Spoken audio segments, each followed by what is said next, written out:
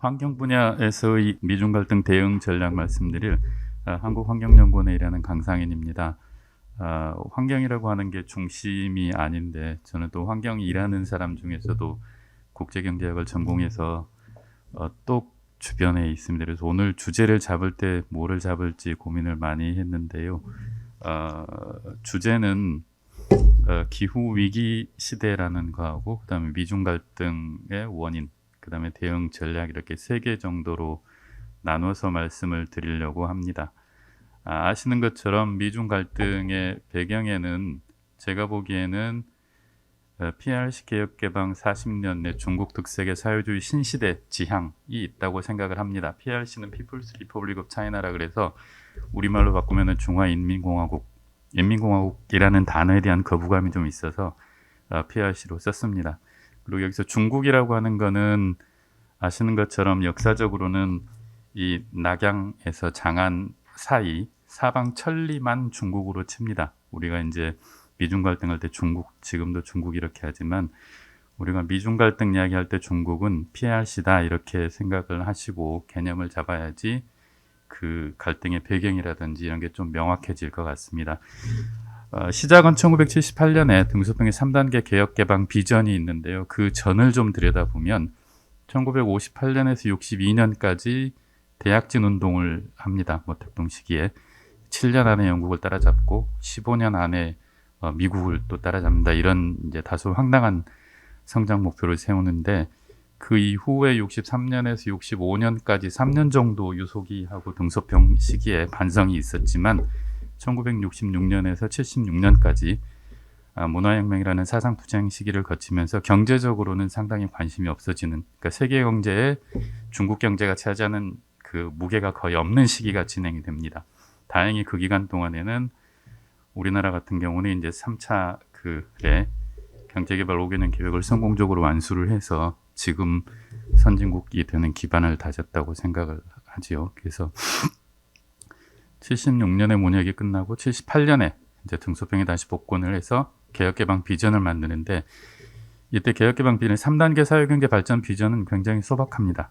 첫 번째가 일단 대약진하고 문혁 시기에 엉망된 사회경제 의식주를 해결하자, 온포라고 그러죠.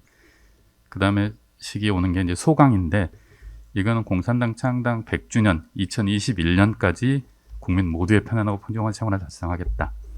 그 다음 시기가 2049년 PRC 건국 100주년입니다. 그 시기를 대동사회라고 하는데 이건 얘기에 나오는 아주 살기 좋은 세상. 이렇게 돼서 78년 이후에 3단계 개혁개방 비전이 10년 정도 진행이 되다가 1987년에 경제 부분에서 역시 3단계 성장 목표를 세웁니다.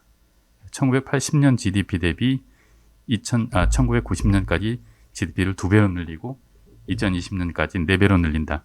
그리고 2050년에는 선진국 중위소득을 달성하겠다. 이렇게 경제 목표를 설정을 하고 등소평, 장택민, 호진타오, 시진핑 이렇게 승계를 하면서 2016년 시점에 이미 2020년까지 GDP를 4배 올리겠다는 목표를 초과 달성을 하게 됩니다.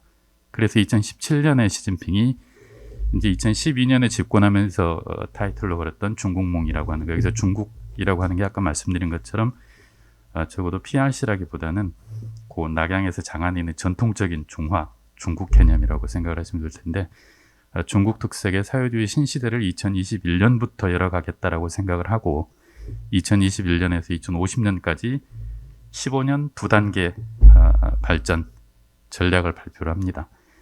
이게 이제 좀 고민스러운 게 2021년에서 2035년까지 사회주의 현대화, 그 다음에 2036년에서 2050년까지 사회주의 현대 강국 실현, 이렇게 되어 있습니다.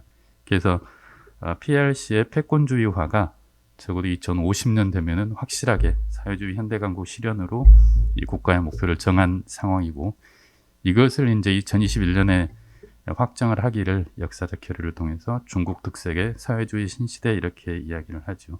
아시는 것처럼 서방, 미국하고 유럽연합 같은 경우는 이런 인민공화국 체제하고는 서로 대척점에 있기 때문에 미중 갈등의 근본이 여기서 시작이 된다라고 말씀을 드릴 수 있을 것 같습니다. 그래서 제조 중국이 40년 동안에 개혁 개방을 통해서 성장해 올 수 있었던 배경은 표준화된 기술을 성과적으로 추격을 했고, 그다음에 국가가 직접 금융이나 투자를 통제를 해서 산업화를 진전을 시켰고, 그다음에 다행히 또 이 투자가 이루어진 부분이 규모의 경제가 중요한 전통적인 산업 경제 분야이기 때문에 성과적으로 성장을 할 수 있었는데, 이제 2020년대에 들어와서는 특화된 첨단 부분의 초격차 기술을 어떻게 따라잡을 것인지 하는 문제하고, 그 다음에 이제 글로벌 금융 스탠다드를 중국 사회 경제 내에 어떻게 수용할 것인지, 그 다음에 세 번째로는 중국 내 투입 요소 비용 상승 문제를 어떻게 해결할 것인지가 굉장히 중요한 PRC의 40년 이후의 성장 전략의 핵심 과제로 등장을 하게 됩니다. 그래서 이러한 시점에서 이제 1대1로라든지 혹은 대유 확장 경제 정책이 이제 나오는 것 같고요.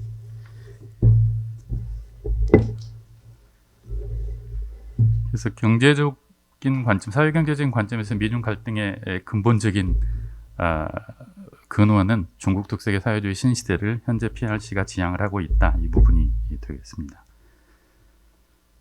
반대편으로 서구 시장 경제 관점에서는 이 산업혁명 이후에 200년 동안의 이제 성장을 통해 가지고 탄소 중심의, 그러니까 화석연료 중심의 산업화, 그다음에 세계화를 진행을 시켜 오면서 이제 성장을 해왔는데, 서구 중심의 성장 핵심이 후진국이라든지 혹은 그 신흥 경제 국가로 이전을 하게 됩니다. 그래서 기존에 있던 그 사회경제 시스템을 더 이상 서방 세계가 유지할 수 없는 위기에 부딪히게 되고, 그거하고 결부돼서 이제 기후 변화에 관한 문제가 좀 심각하게 드러나는데, 아시는 것처럼 2015년에 파리 협정을 채택을 해서 신기후 체제 하에서 탈탄소 대전환을 추진을 하게 됩니다.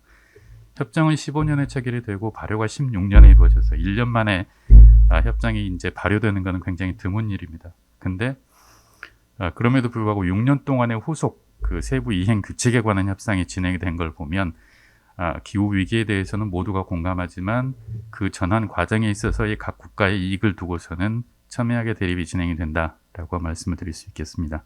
그리고 최근의 동향을 보면 2019년에 재작년인데 미국하고 유럽연합 모두에서 앞으로 10년 동안에 3,500조 정도의 새로운 투자를 그린, 그러니까 녹색 분야하고 탈탄소 분야에 집중을 하겠다라고 하는 대전환의 시장 전환의 시그널이 나오게 됩니다.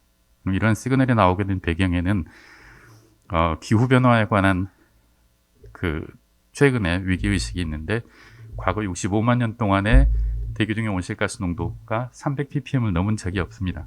2019년에 410ppm을 넘었죠. 그래서 220년 동안에 1조 톤이 누적이 됐는데, 이산화탄소가 그 절반인 1조 톤, 두 번째 1조 톤은 최근 40년 동안에 누적이 된 겁니다. 그래서 이게 지수적으로 증가하는 온실가스 농도에 더해서 현재 그 산업혁명 이전 대비해서 대략 한 1.1도 정도의 평균 기온이 증가를 했는데, 2도를 넘어서면 공룡이 예전에 대멸종을 당했던 것처럼 또 한 번의 지구상의 대멸종이 올 거다라는 예측을 과학자들이 합니다. 현재에도 매년 약 600억 톤의 온실가스가 대기 중에 배출이 되고 평균적으로는 2ppm이 증가를 합니다. 그래서 10년 내지 20년 내에 파리 협정에서 정한 1.5도 온도 상승 한계를 초과할 것으로 예상이 되죠. 그래서 이러한 위기의식에서 이제 10년 동안에 3,500조를 투자해가지고 탈탄소로 사회경제 시스템을 완전히 전환을 시키겠다. 새로운 시장 기회가 나오고 있는 상황이고요. 기존의 파리 협정 체계 하에서 이제 온실가스를 각국이 얼만큼 줄이겠다라고 제출해 놓은 공약들이 있는데, 그걸 다 합쳐놔도 이 중간 부분에 그 주황색하고 연두색 부분의 경로인데, 실제로 필요한 파란색하고 보라색 경로의 감축 경로에는 훨씬 못 미치는 상황이 돼서 매 5년마다 이제 그 파리 협정의 195개 당사국들이 자기네 공약 수준을 강화시켜가는 체제를 만들었습니다. 중국하고 미국을 보면 1년에 아까 600억 톤 정도가 나온다 그랬는데, 그 중에 90억 톤이 중국에서 나옵니다. 그리고 미국은 50억 톤이 나오는데, 1인당 배출량으로 따지면 중국이 7톤, 미국이 16톤입니다. 그래서 아까 말씀드린 것처럼 15년, 2020년에서 2036년까지의 성장 경로, 예를 들어 선진국의 뭐 중위권 수준의 소득을 따라잡겠다 이렇게 했을 경우에 중국에서 15억 명이 1인당 16톤 정도를 생산해낸다고 하면 기후위기는 감당할 수 없는 수준이 되는 거죠. 참고로 우리나라 같은 경우는 연간 온실가스 배출량으로는 7이고 6억 톤에서 7억 톤 정도, 1인당 12톤 정도의 배출을 하고 있습니다. 유럽연합과 미국의 그린 뉴딜이라고 하는 것은 2019년에 발표가 됐는데, 이 부분은 금융, 산업 구조, 그 다음에 소비, 생활, 모든 사회경제 모든 부분에 있어서 체제 전환, 그러니까 패러다임 시프트를 의미하는 것이고, 이러한 상황은 이게 아까 그래서 말씀드린 것처럼 200년 만에 대전환기다. 디지털하고 탈탄소라고 하는 두 가지 주제가 인류 멸망사의 200년 만에 대전환 시점에 있고, 그 시점에 미국하고 아까 말씀드린 PRC 패권 간의 갈등이 막 부딪혀 있다라고 말씀을 드릴 수가 있겠습니다.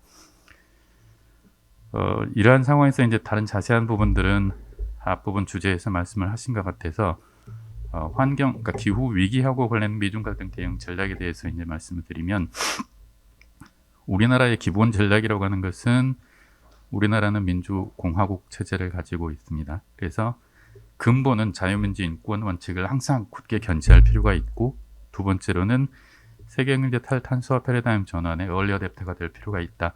이 부분은 우리나라가 1960년대 초에 경부고속도로를 놨던 것처럼, 그것에 대해서 외부의 경제학자들이 평가를 어떻게 했던 것처럼 지금 우리나라가 탈탄소 전환을 하는 데 있어서 서둘러야 된다라는 것을 말씀을 드리는 거고, 두 번째로는 미중 갈등 대응할 때는 동북아 지정학적 관점에 미중 갈등을 해석하고 대응할 필요가 있다.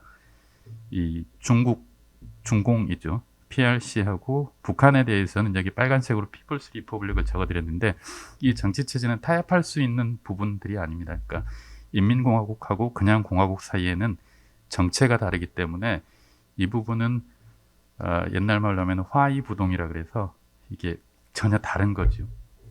양쪽 지역에 공존할 수는 있지만 같아질 수가 없는 거기 때문에 요 두 나라를 상대하는 데 있어서는 자유민주인권 원칙을 항상 주지를 시키고 반복을 해야 되고, 대신에 중국에 대해서는 탈탄소 사회경제 전환 부분에 있어서는 밸류체인을 따라서 협력할 필요가 있겠다라고 말씀을 드릴 수가 있고, 북한에 대해서는 비핵 개방하고 그 다음에 예상되는 위기 대응 전략을 마련해서 대응할 필요가 있다라고 말씀을 드릴 수가 있겠습니다.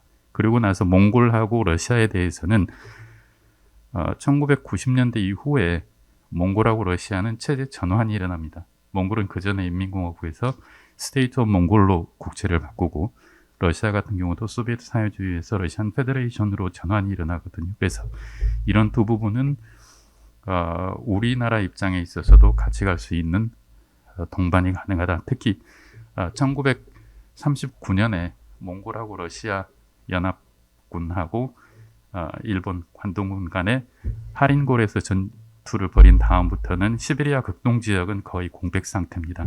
근데 1910년대 후반 19년에 이제 러시아 연방에서 바이칼 동쪽 지역을 극동으로, 그전에는 이제 그 시베리아 동부 지역으로 관국에 들어 있었는데 극동 지역으로 편입시키고 극동 개발 전략을 적극적으로 내세우고 있습니다. 그래서 이 부분의 발전 전략을 탈탄소, 그 다음에 디지털 전환 부분에 있어서 개발 여지로 삼을 수 있다는 생각이 들고, 미국에 있어서는 한미 동맹을 기반으로 중조 혈맹, 그러니까 한미 원조 전쟁을 치른 중국하고 북한 간의 혈맹, 이렇게 대응 구도를 확실하게 설정을 해놓는 것이 필요하다라는 생각을 합니다. 일본 부분에 있어서는 근세 한일 간의 이 안 좋은 경험들이 있기 때문에 개인적으로 보기에는 한미 동맹을 매개로 한일 공조를 유지하는 게 필요하겠다고 말씀을 드리겠습니다. 그래서 여기 드린 내용은 지금은 2020년 때는 서로의 위치하고 입장을 명확하게 설정을 하는 것이 미중 갈등 대응 전략의 최우선 과제가 되겠다, 이렇게 생각을 합니다. 이상입니다. 네.